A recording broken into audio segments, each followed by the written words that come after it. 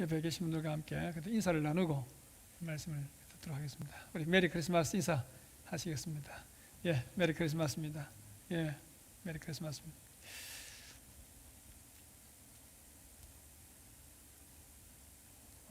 코로나 19가 우리의 삶을 초토화시키고 있는 이 암울한 시점에서 과연 오늘 설교 제목처럼 하늘의 영광, 땅에는 평화라고 하는 이 제목으로 설교하는 것이 부합할까 고민을 했습니다. 그래도 이 표현보다도 더 어울리는 성탄절 메시지를 발견하기 어렵기에 연어회처럼 하늘의 영광 땅에는 평화라는 제목을 잡고 말씀을 묵상하는 중에 이런 생각이 떠올랐습니다. 오늘 코로나19 시대를 힘겹게 살아가고 있는 지금과 예수님 당시와 어떤 삶이 더 고되었을까, 더 힘들었을까 비교를 한다면 제가 생각할 때는 지금보다도 예수님 당시가 훨씬 더 힘들었다고 하는 것이 역사적 진실에 가까울 것입니다.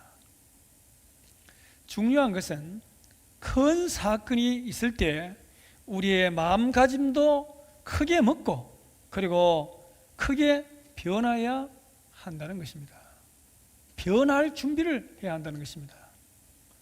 코로나19가 우리의 삶을 근본적으로 흔들어 놓고 있습니다. 이럴 때 우리는 이 변화에 따라서 우리의 삶을 재조정할 필요가 있습니다. 코로나19와 가장 비교되는 전염병은 여러분 많이 들으셨겠지만은 1918년에 처음 발생해서 2년 동안 전 세계에서 작게는 5천만 명, 많게는 1억 명의 목숨을 앗아간 스페인 독감입니다.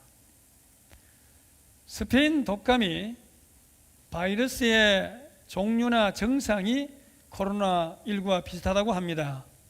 그 아이러니하게도 스페인 독감의 발병지는 스페인이 아니라고 합니다. 미국 중서부 곡창지대인 캔자스주 헤스켈로로 추정을 하고 있는데 이 헤스켈로에는 그 당시 약 2만 6천 명이 주둔한 군사 훈련소가 있었는데 이들이 제1차 세계대전 당시에 이 2만 6천 명의 군인들이 유럽에 있는 흩어져 있는 전투지에 독감을 전염시켰다는 것입니다. 이 독감이 제1차 세계대전 종전 직후인 1918년부터 그 다음에 1919년까지 유행을 했습니다. 스페인은 3개월 만에 800만 명이 감염이 되었고 스페인의 국왕이었던 알폰소 3세는 이 독감으로 사망했습니다. 이 사실이 전 세계에 집중적으로 이제 스페인 쪽으로 부각이 되고 집중 조명되면서 스페인 독감이라고 하는 별명 내지 오명이 되어 버렸습니다. 그런데 이 스페인 독감은 언제 종식되었는가 하는 것입니다. 그 당시에는 치료제와 백신이 없었지 않습니까? 치료제와 백신이 없는 상태에서 인구의 한 50%에서 60%가 감염되는 집단 면역이 이루어졌을 때 그것이 종식되었다고 합니다. 우리도 만약에 한 50, 60%까지 이 집단 감염이 되면은 이제 가능하겠죠. 그러나 그때까지 너무 많은 사람들이 피해를 입잖아요. 그래서 치료제와 백신이 이제 곧 나온다고 하니까 안심해도 될 상황인데 그래도 우리가 그동안 동안이라도 걸리지 말아야 되지 않을까 생각합니다. 스페인 독감 사망자는 제가 조금 전에 말씀드린 대로 5천만 명에서 1억 명으로 추정을 하는데 이 숫자는 어마어마한 숫자였습니다. 제1차 세계대전 당시에 죽었던 전사자가 900만 명이라고 합니다. 그러니까 1억 명으로 추정을 한다면 최대 11배가 많은 것입니다. 전쟁 때 1차 세계대전 때 죽은 인원보다도 11배나 많은 인원이 스페인 독감으로 죽었다는 것입니다. 영국 임페리얼 칼리지 런던 대학 연구팀의 코로나19 최악 시뮬레이션과 비교를 하면 최악으로 갈 때 이제 얼마나 죽을 것인가, 그 시뮬레이션을 해서 비교한 경우에 스페인 독감 액면 사망자는 코로나19의 10배에 이른다고 합니다. 현재 인구 비율로 환산하면 최대 50배나 강력한 사건이 스페인 독감이었다는 것입니다. 여러분, 스페인 독감 이후에 그 당시 스페인을 비롯한 세계는 어떻게 되었을까요? 완전히 달라졌습니다. 완전히 새롭게 되었습니다. 이 당시에는 또 출산율보다도 사망률이 더 높았다고 합니다. 비극 아닙니까? 새로운 것의 출현과 낡은 것의 몰락, 그리고 새로운 도전 앞에서 새로운 질서가 편성되는 세상이 만들어지게 되었다는 것입니다. 제가 왜 이런 말씀을 드리냐 하면은 이 거대한 코로나19의 변화를 두려워하거나 거부하지 말고 우리도 코로나가 몰고 온 이 새로운 변화에 민감하게 대응하고 반응을 해야 한다는 것입니다. 하나님의 섭리는 변화하지 않지만 하나님의 섭리하는 그 통치 방식은, 섭리하는 방법은 매 시대마다 변화한다는 것입니다. 하나님의 말씀을 오늘 이 시대에 어떻게 적용시킬까 하는 것을 더 깊고 진지한 물음을 가지고 던져야 하는 것입니다. 오늘 누가복음 2장은 아기 예수 그리스도의 탄생의 이야기입니다. 그런데 특히 오늘 본문을 자세히 보면 이 천사가 주인공이라 할 만큼 천사들의 이야기가 계속 등장하고 있습니다. 천사들은 양치는 목자들에게 주 예수 그리스도가 탄생하셨음을 알려주셨습니다. 천사들은 양치던 목자들 앞에서 찬양의 노래를 부르면서 기뻐했다는 것입니다. 천사들은 기쁜 소식을 무미건조한 산문으로 전하지 않고 노래로, 즉 찬양으로 전했습니다. 오늘 10절 말씀에 보시면 이렇게 말씀하고 있습니다. 10절 말씀을 보시면 천사가 이르되 무서워하지 말라. 보라, 내가 온 백성에게 미칠 큰 기쁨의 좋은 소식을 너에게 전하노라.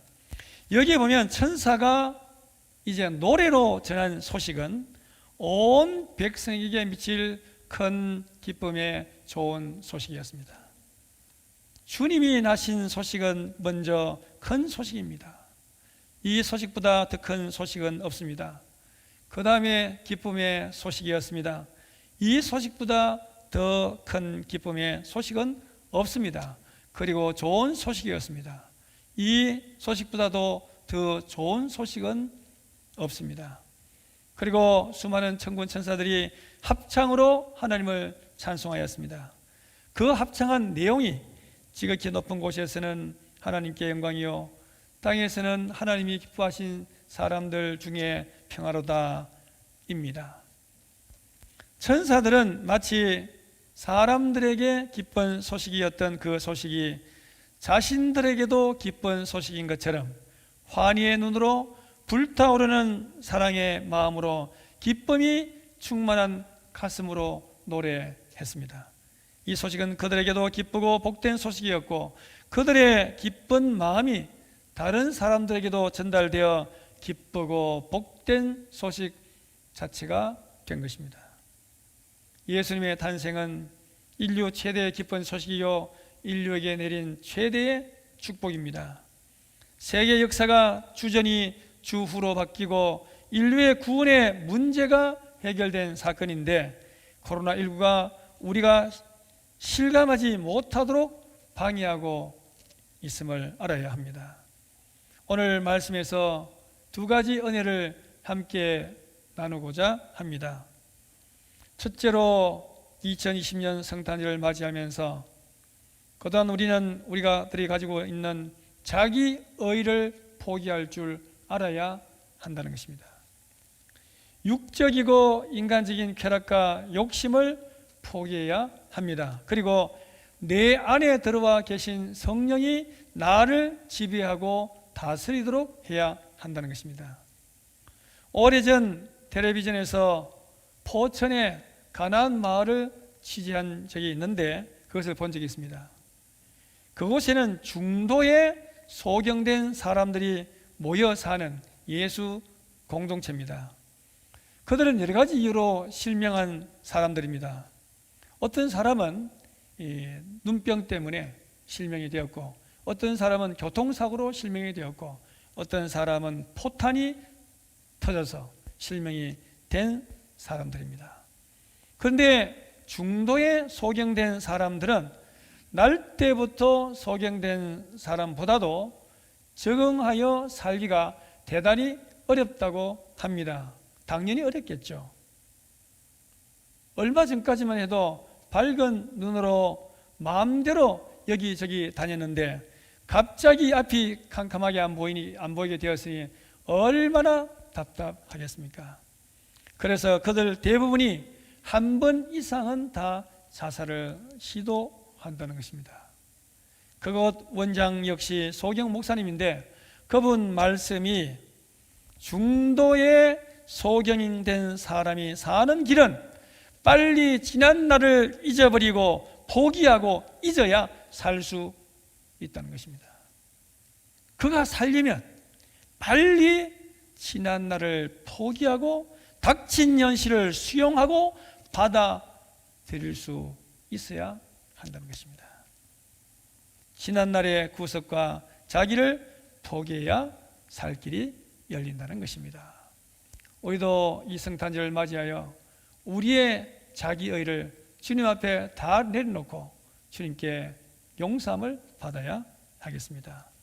둘째로 이 땅의 평화는 하나님께 영광을 돌려야 평화가 임한다는 것입니다. 어떤 평화가 참된 평화입니까? 하나님과 화평한 평화라야만 진정한 평화입니다. 우리가 예수님 안에 들어가야 진정으로 하나님과 평화의 관계가 맺어집니다. 이 하나님과의 관계가 맺어지지 아니하면 인간과의 진정한 평화도 없습니다. 예수님은 하늘 영광 버리시고 우리에게 참된 평화를 주시기 위해서 이 땅에 오셨습니다. 하늘에서 하나님의 영광이 나타나야 인간에게 땅에서도 평화가 나타나게 된다는 것입니다. 하나님의 영광이 관여하지 않는 인간만의 평화는 그것은 거짓 평화라고 할 수가 있습니다. 그러므로 어느 가정이든 교회든 학교든 사회든 평화의 주인공이신 예수님이 있어야 합니다. 이 땅의 평화는 다른 사람을 용서하고 화해하여 다른 형제와 조건 없이 평화를 누리는 것입니다. 로마서 12장 18절 이하에서 하나님은 우리에게 이렇게 명령하십니다. 할 수 있거든 너희로서는 모든 사람과 더불어 평화하라. 내 사랑하는 자들아 너희가 친히 원수를 갚지 말아라. 원수를 사랑하라. 그렇게 말씀하고 있습니다. 이번 성탄절을 기점으로 평화의 예수님이 나를 지배하셔서 내가 하나님과 화목함으로써 우리가 가는 곳마다 평화와 행복을 이루는 평화의 메신저들이, 평화의 사신들이 다 되시기를 바랍니다. 아무리 코로나19가 우리를 흔들어도 예수 안에 있는 참된 이 평화는 깨뜨릴 수 없습니다. 여러분 너무 두려워하지 마시기를 바랍니다. 여러분 이제는 걸려도 살 길이 열렸습니다. 백신이 물론 곧 나오겠지만 서울에 있는 어느 목사님이 이 코로나에 걸렸어요. 그래서 태릉 선수촌에서 이제 한의사가 처방하는 고추 대잎을 먹고는 살아났습니다. 간증을 했어요. 간증을 했는데 그분 혼자만 아니고 그 고추 대잎을 한의사한테 받아가지고 이 바이러스의 특효라 그래가지고 받아서 속눈썹 치고 먹었다는 거예요. 먹었는데 이걸 먹고 바로 한 첩을 딱 먹었는데 벌써 온몸이 달라지더라는 거예요. 막 기침하고 그냥 막 속도 부글거리고 안 좋았는데 한 첩 먹고는 달라졌다는 거예요. 그래서 어떻게 됐겠습니까? 그걸 다 먹고 자기도 낫고 바로 옆에 있는 사람은 나아가지고 퇴소를 했다는 거예요. 그러니까 하나님께서는 치료하기고 뭐고 이 세상에 다 어떤 병도 고칠 수 있는 것을 이 세상에 다 만들어 놓았었어요. 우리가 찾지 못할 뿐이지. 그러니까 여러분 너무 두려워하지 마시기를 바랍니다. 염려하지 마시기를 바랍니다. 그런데 그분이 간증을 하는데 목사님 두 분과 함께 또 실제적으로 그 간증을 하고 그 다음에 또 한의사가 또 설명을 하는데 아주 놀라운 효능이 있다고 합니다. 일반 사람들은 또 걸려도 그냥 괜찮아요. 거의 뭐 90% 이상 다 나지 않습니까? 우리 대구에서 목회했던 목사님 한 분도 선교사로 활동하는 분인데 코로나 걸렸어요. 걸렸습니다. 염려를 많이 하고 주변에서 많은 사람들이 기도했죠. 다 나오셨어요. 지금 활동하고 계십니다.